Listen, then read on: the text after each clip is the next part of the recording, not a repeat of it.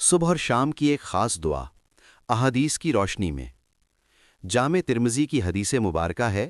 حضرت ابو ہریرہ رضی اللہ تعالی عنہ سے روایت ہے کہ رسول اللہ صلی اللہ علیہ وسلم اپنے صحابہ کرام کو سکھاتے ہوئے فرمایا کرتے تھے، جب تمہاری صبح ہو تو یہ دعا پڑھو: اللہم بک اصبحنا وبک امسینا وبک نحیا وبک نموت والیک المصیر۔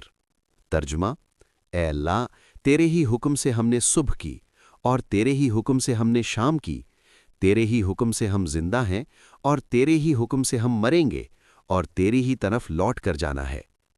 نقطہ اسلام کے ساتھیوں، آپ صلی اللہ علیہ وسلم صحابہ کرام کو سکھاتے ہوئے فرمایا، اور جب تمہاری شام ہو تو یہ دعا پڑھو: اللہم بک امسینا وبک اصبحنا وبک نحیا وبک نموت والیک النشور۔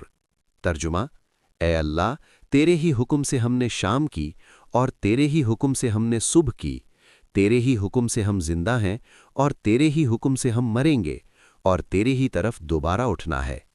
جامع ترمذی حدیث نمبر 3391۔ نقطہ اسلام کے ساتھیوں، اس پیغام کو زیادہ سے زیادہ شیئر کریں۔ ہو سکتا ہے آپ کے ایک شیئر کرنے سے کوئی انسان نیکی کی راہ پر لگ جائے، آپ کو بھی اس کا ثواب ملے گا، آپ کے لیے صدقہ جاریہ ہو جائے گا۔ ملتے ہیں اگلی ویڈیو میں، ہمیں اجازت دیجیے گا۔ اللہ حافظ۔